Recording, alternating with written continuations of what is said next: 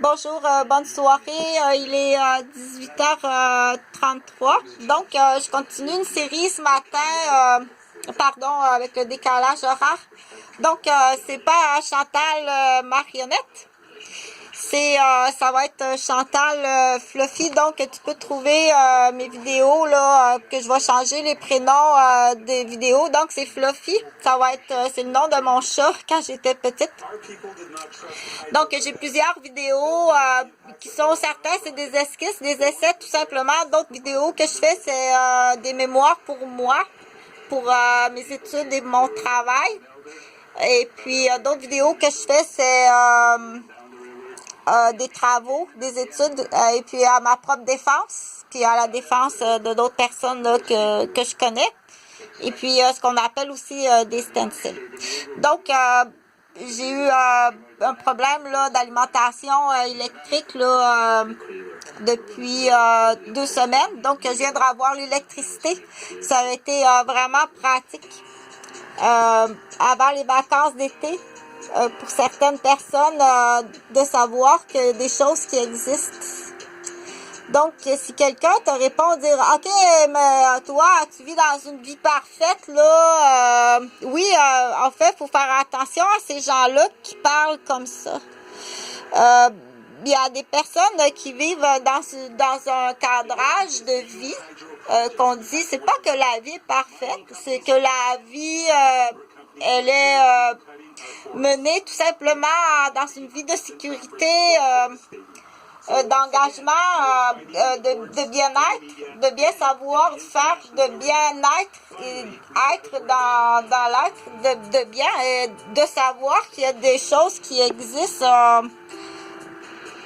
C'est pas leur domaine de faire affaire avec la criminalité. C'est pas leur domaine. Donc, cacher aux citoyens d'une ville ou cacher l'information qu'il y a des choses qui existent. Si le système de sécurité cache à ses citoyens dans une ville, dans une province ou dans un pays qu'il existe des formes de criminalité,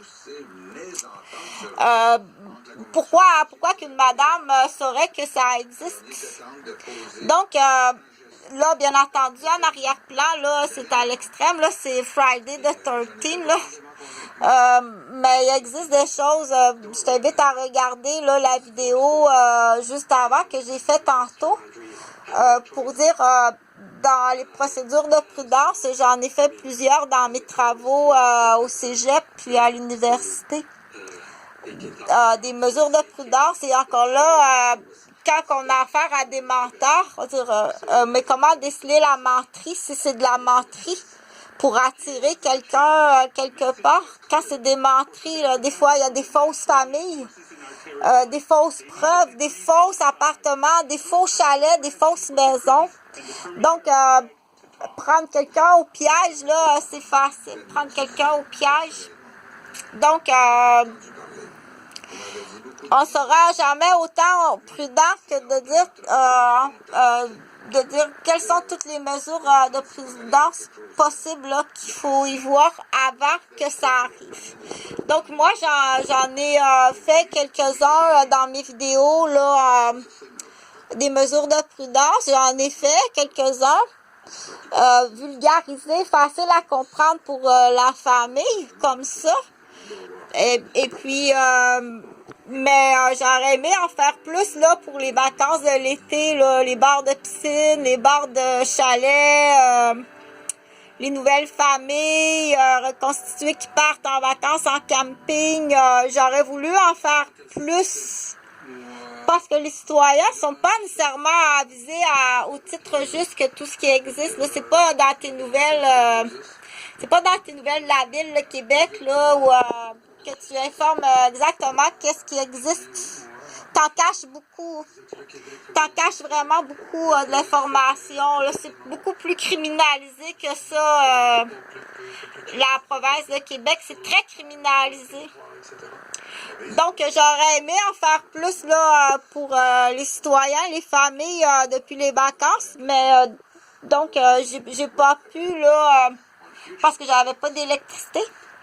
Puis il y a eu la grève du transport d'autobus. Donc, s'il y a des dommages, entre autres, s'il y a eu des dommages, je veux dire, oh mon Dieu, mais ça se peut pas juste dans la communication aussi. Donc, non, j'ai pas de nouvelles de ma mère, j'ai pas de nouvelles de mes enfants, ça fait 8 ans. Donc, je pense que j'ai fait à peu près une quarantaine de téléphones à des avocats. Aucun ne m'a rappelé. J'ai envoyé sûrement là aussi une quarantaine de emails. Aucun ne m'a répondu. Donc, si jamais on répond et que c'est une fausse réceptionniste qui prend ma ligne, c'est pas impossible. Donc, on dit